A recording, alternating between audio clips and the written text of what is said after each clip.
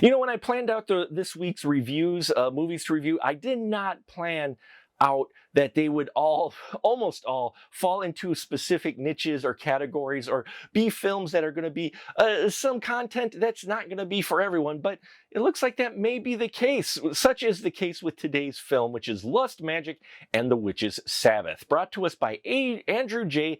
Chambers, who directed and co-wrote this with Dane Michael Marvin. And we get the story, the movie opens with a very young girl who ends up watching her father burn her mother because he thinks she's a witch. And obviously that has a major impact on this young girl named Mary. Fast forward ahead, we are introduced to Morrigan, who is venturing out on her own. She wants to get her own place, live on her own, prove that she can do it, and live independently. And she's also a Wiccan, which does play into things, just bear with me. Well, when she goes to her new apartment, she crosses paths with one of the local witches of the area who has a coven, and she invites Morrigan along to be part of this and get to meet them because they, all have similar interests. Well, little does Morrigan know she also has a major part in a ritual that they are going to perform on the Witches Sabbath to help raise the devil. And we see how all of this comes to a chaotic head, no pun intended, in Lust, Magic, and the Witches Sabbath. If you're familiar with Andrew J. Chambers' other work, we reviewed one of his movies earlier, which was Babezilla versus the Zombie Horde. You know what you're in for, okay? This is a micro-budget cinema, and it does have that aesthetic, which may turn some people off. So as long as you go into it realizing they made this on a small budget, I think at least as far as some of the visuals and some of the audio that you have in here, which is a little bit difficult to understand in parts, and some of the lighting that you'll be able to, get past that and enjoy the wild story you have in here. There are the exploitation elements we have in here that we had in Babezilla versus the Zombie Horde. That is definitely in here with the rather blatant nude scenes and such. But there is a story here. It's not just some graphic stuff to happen that just for the sake of happening. There is a storyline in here. It's just got that underground exploitation elements that won't appeal to everyone. Now, as far as the makeup and gore effects that they have in here, I loved those. Those looked really good. I very much appreciate that they didn't use CGI. As far as I could tell, it was all practical gore and blood and Kiro syrup type stuff being sprayed all over people.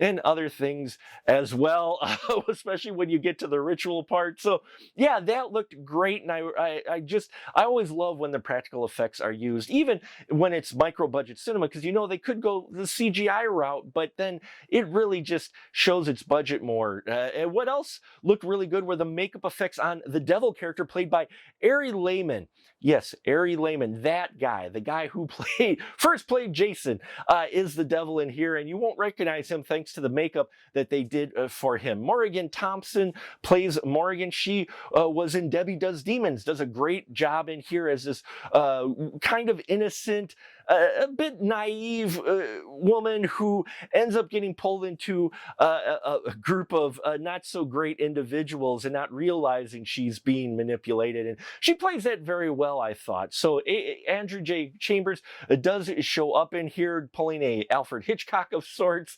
in a scene. And yeah, the woman who plays the adult version of the young girl who witnessed her mom getting killed, Crazy Mary is her name, played by Ivy Smith. I thought she played this character great.